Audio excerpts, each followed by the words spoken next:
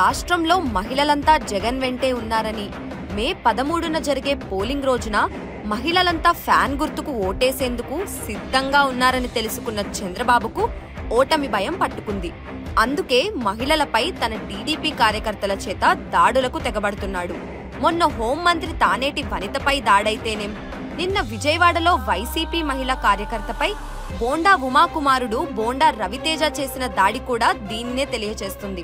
YCP విజయానికి దగ్గరవుతున్న విషయాన్ని తట్టుకోలేక టీడీపీ ఈ దాడులకు పాల్పడుతుంది. చంద్రబాబు నాయుడు ఆయన కూటమి మహిళలపై చేస్తున్న దాడులు మరియు దౌర్జన్యాలను అరికట్టడానికి రాష్ట్రంలోని మహిళలంతా ఏకమవ్వాల్సిన సమయం ఇది.